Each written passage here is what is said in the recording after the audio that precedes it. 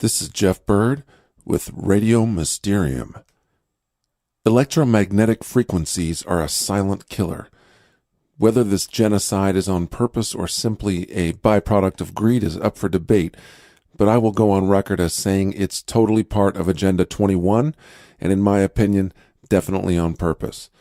Depopulation and eugenics thinly veiled under human geography textbooks. Concepts like social Darwinism and elitist social engineers like David Rockefeller, who said, "All we need is the right major crisis, and the nations will accept the New World Order." This growing electromagnetic smog is part of that crisis.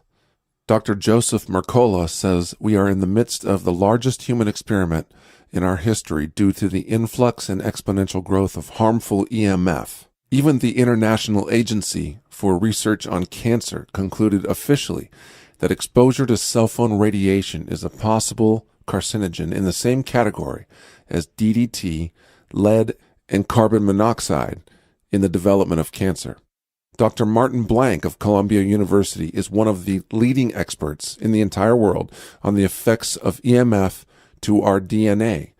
Dr. Blank is adamant when he says that, quote, "there is evidence of harm and that the harm can be significant," end quote.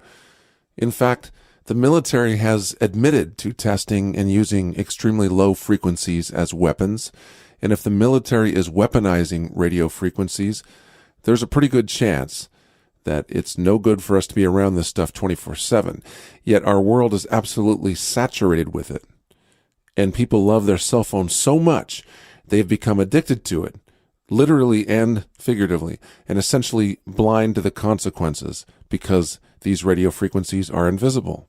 According to expert Barry Trower, physicist and former military expert on microwave radiation, cell towers should not be within 1.5 miles of humans, he says, yet they're deliberately placed on medical buildings, within densely populated housing areas, and on schools and recreation areas. It's a living tragedy in slow motion, end quote. This is literally an invisible genocide, a slow kill, if you will, of the general population. Yet to this day, if you complain about the health effects of EMF, ignorant people will call you crazy as they cook their microwave bacon with warning labels all over the microwave box. Condemnation without investigation is the height of ignorance. Albert Einstein. How true is that? These same people that make fun of EMF sensitivity syndrome have likely done zero research, no testing, and no reading on the subject, and yet you're crazy for even bringing it up. You're a conspiracy theorist, even though this is hard science. This kind of ignorance is the reason we are in this situation, because trust me, if more people complained or filed legal petitions, they would back off. They need our energetic acquiescence, and for now, they have it. Let's change that. I am about solutions, not just discussing and bringing up the problems. I'm not saying this to make people afraid. I'm saying this so that people can protect themselves immediately in the short term and also start working on some of these long-term solutions, like getting petitions and campaigns online that start a grassroots movement that show them that we will not comply to this Agenda 21. We have the right to an electromagnetic spectrum of energy that is healthy, just like we have the right to breathe free air and drink pure water. These are unalienable rights, and I'm saying this as a free man. Let's get millions of people that are all telling them the same thing, and let's see how they deal with it. They will back off, and we will be healthy and free. Period. The good news is this. Even slightly reducing your exposure can have a huge and positive effect on your health. Meanwhile, Obama appoints a telecom lobbyist, David Wheeler, to the post of top wireless regulator. This is the fox guarding the henhouse. And of course, a massive conflict of interest. First, let's talk about everyday gadgets that most people have become addicted to, as I said, but are quite toxic. And then we'll talk about simple solutions. Cell phones are toxic. You can feel it if you're sensitive enough. What they call cell phone headache occurs when those waves penetrate through the skull directly into your brain. Fatigue and listlessness have been documented along with depression, anxiety, and frequent mood changes. There can also be a lack of energy and motivation, and even trouble with concentration and especially memory. This microwave radiation attacks the areas of the brain that control aggression. You'll also see people become agitated and stressed after long cell phone conversations. And as we have seen, it is linked to cancer. But you'll never guess that by looking at the reports funded by the wireless companies themselves. The mainstream media is putting out reports of scientific studies, but they're funded by the wireless companies themselves. Solutions. Get rid of your cell phone altogether and join millions of purposefully cell phoneless human beings around the globe, including me. It is more freeing than you could possibly know, unless you're one of us already. If you can't do that because work doesn't allow it or out of necessity, then try these simple suggestions.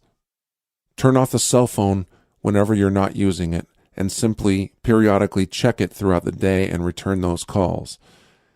Keep the phone turned off at night. Some people sleep with their cell phone on right by their head on the nightstand. These people are bathing in toxic EMF all night long. And of course, this can even counter the normal healthy effects of sleep. Proximity is everything, so use the speakerphone feature on your cell phone if you have to use it. Also, if you have it turned on, keep it at least 8 feet from your body for best results.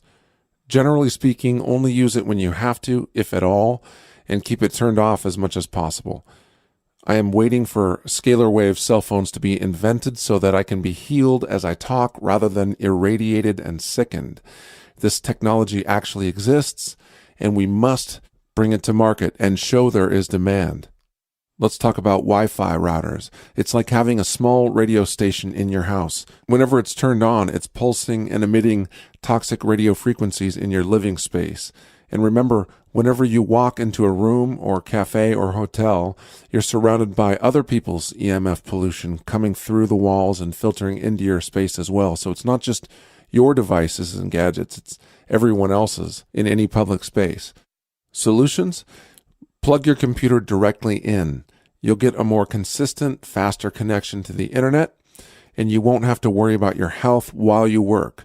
Also, turn off your airport on your computer to make sure the loop is closed and you don't have your computer constantly searching for a signal. Last but not least, and this is important, call your cable provider and have them turn off the wireless signal to your router. Even when I plugged directly in and turned off everything on my end, I noticed that the light for the Wi-Fi was still on and searching for a connection. So I called Comcast and had them turn it off. They said that I was the only one that they've ever experienced that asked them to do this.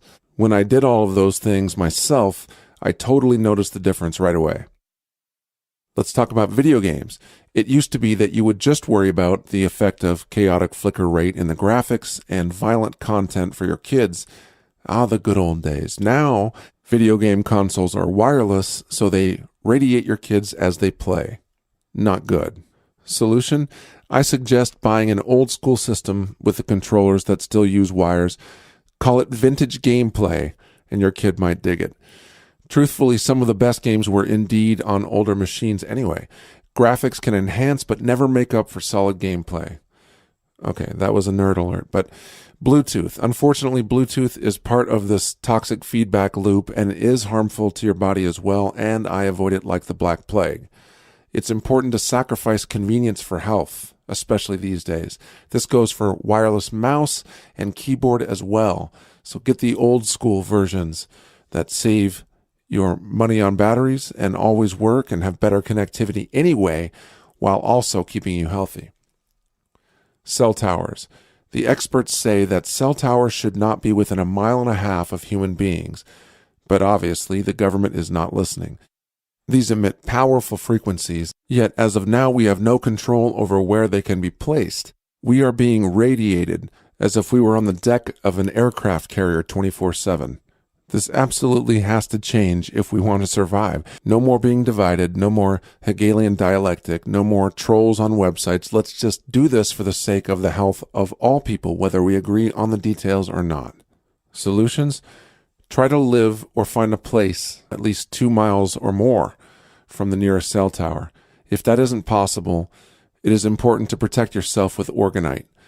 It is crystal technology that creates a scalar wave, electromagnetic shield, if you will, of protection against harmful EMF waves of all kinds, including cell towers. It doesn't prevent the waves from coming in, it converts them into a healthy waveform that is biologically compatible with the physiology of organic human beings. You can find my handcrafted orgonite at radiomysterium.com or make your own to protect your home and living space. I have videos that are free that show you how to make them as well. It's also important we start giving feedback by creating petitions online and using this technocratic, legalistic system against them. It's really one of the only places that they're still bound legally to adhere to the rules that they've created. And these kind of petitions have, for instance, forced the hand of Subway to take that dangerous chemical out of their bread. Just one example. There's lots of them out there, but it is working. Smart meters. These are very insidious and dangerous and totally unnecessary considering the old school meters work great. These smart meters are very unwise, of course, and creating massive toxicity, and the electromagnetic smog becomes exponential in combination with these other threats in the home and outside the home. By the way, anything labeled smart is doublespeak language of Agenda 21. This is inversion, of course. It's the exact opposite of the truth. Anyway, these smart meters are constantly pulsing, so there is no turning it off and there is no getting away from it if it's on your home or next to it. It is radiating and washing and bathing your family with microwave frequencies and low-frequency RF. Very, very dangerous. But indeed, cities in general, all cities, are becoming as toxic as they've ever been in human history right now. Simply don't comply to smart meters. Give them a cease and desist. Threaten them with a lawsuit. Tell them you absolutely will not do it. Protest it. Whatever you do, don't allow this to happen in your space. Cordless phones. Yes, even the seemingly harmless and somewhat archaic technology of the cordless phone is toxic. Even when the receiver's off or away from you, the cradle is pulsing and constantly searching for a connection. So you're being bathed all the time with that as well. And by the way, those baby monitors are not good either, and they're right next to your precious little child whose brain and skull is not fully developed, and they are much more vulnerable to toxic EMF than adults are. So I really would get rid of that as fast as possible. Even light bulbs, believe it or not, are dangerous. These new light bulbs that they're pushing, the CFL bulbs, are full of mercury, and even when functioning correctly emit chemical reactions and toxic frequencies. Don't simply take my word for it. You can look at the small print on the packaging itself. There usually is a warning label that says if you break so much as one of these bulbs, you have to call this number or hire a hazmat team to the tune of maybe even $1,200 in one case to come and clean your mercury-filled toxic air. Now think about how many of these will break and enter landfills and contaminate groundwater around the globe. It's absolutely unconscionable. And it's called a green light bulb, which is, again, an inversion, the exact opposite of the truth. It is not environmentally safe. It is not green. It's the exact opposite of that. It's contaminating and creating toxic waste for the environment and for your home if you break them. Not to mention it's shaped like a receiver because it actually is a receiver, a transceiver actually, so it can emit and receive frequencies that is basically the beginning of the Internet of Things. It is essentially promoting an entire wireless household where even your appliances can communicate with each other, but also can be online and send back information and even spy on you in your own home and send back information to government agencies. Yes, this is the evolution of the NSA. It's the imminent future of Agenda 21, and we must stop it now. Solution? Well, you can do what I did and buy a bunch of old bulbs before they're out, stock up on them. You can still find them at some bulk stores and Craigslist and eBay. Fill your cupboards full of them. Buy a couple of years worth if possible and look for alternatives to CFL bulbs. Essentially, overall, simplify your life. Get rid of as much of these gadgets that are toxic and harmful to you as possible and turn them off if you can't get rid of them. Monitor the proximity, how close they are to you as much as possible. I'm making this video on my own dime because I want you to have a peaceful, healthy life free of toxic EMF. I have several videos and documentary shorts on these subjects free at radiomysterium.com. Much love and visualize peace. This is Jeff Bird with Radio Mysterium.